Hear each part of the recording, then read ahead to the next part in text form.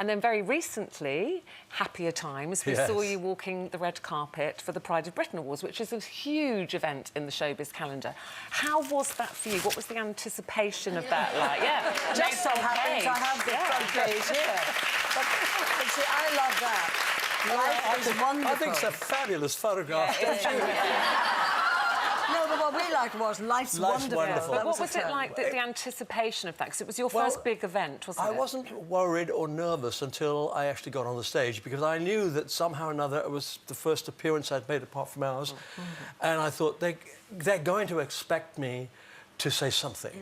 And so, just as we were walking out, I had Joan Collins on my left arm. As you do.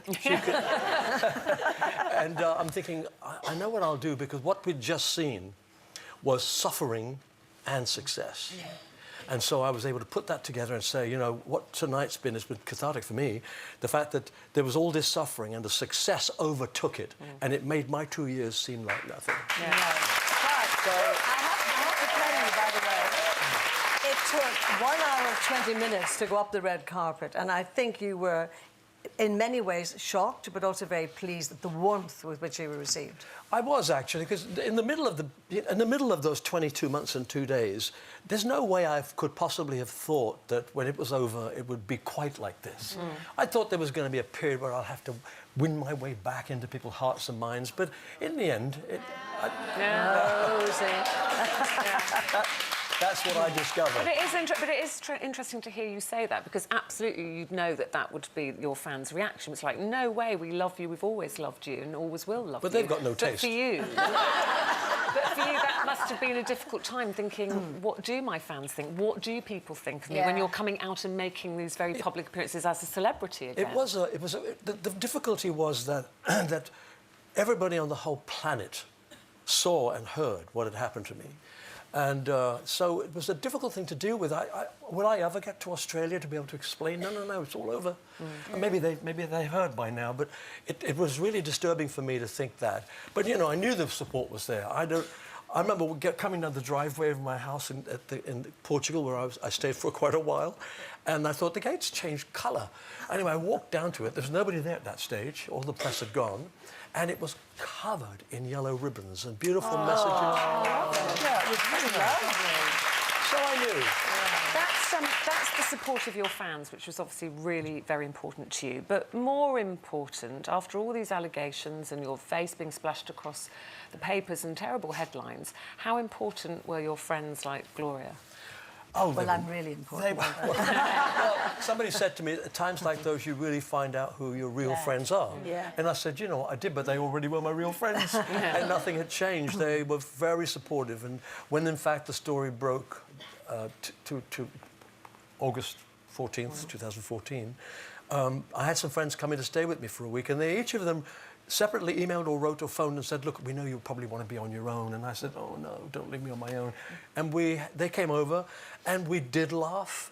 It was comforting to have you, Stephen, and everybody over there. But you know what? In the end, no matter how much you get through the day, suddenly everybody says goodnight, and once more you're on your own again. And that's the thing it was just horrific. I don't think I slept more than about 3 hours a day. What did you think of, though? I mean, 3 hours a night. I know myself that if I can't sleep, I'm worried about something, that in the middle of the night, when it's the worst. What were your thoughts in the middle of the night? Well, the minute I slept like 3 hours, but it was broken up. It was never all in one lump. The first thing I thought about was this accusation. And I could never, still to this day, can't understand why anybody would want to do that to somebody else. And you've forgiven that person as well, haven't you? That first night that I woke up, I'd been on my floor, on the kitchen floor. I was weeping, and I'm not ashamed to say that anymore. I can imagine. It was just like a deep well, and I got a lovely message that came out of the blue. It says, no hole is so deep that God's love is not deeper still. And I thought, that's exactly how I felt. And then I had this feeling of vengeance and hate. And when I went to bed that night and I woke up, I just had this desire to forgive this person. And remember, we'll probably never know who he is. And he may need psychiatric help, I don't know. But I felt it necessary for me to say, I forgive you. I can't survive with all that hate. And did that then start helping you Yeah, I'm sure it to didn't help heal. him because he didn't even know I'd done it. Yeah, but it was about you then at that It was point, about, so it helped you heal. and I've discovered that I've heard lots of people say that forgiveness is about, first of all, forgiving yourself, really, for being hateful and vengeful, and saying, no, I'm going to forgive him. And it made it much easier for me to deal with those 2 years. We get some pretty fabulous guests here on Loose Women. There's plenty more where that came from. Just click here to watch more interviews with a whole range of famous faces. And click here to subscribe. It's free, so you'd be silly not to, really.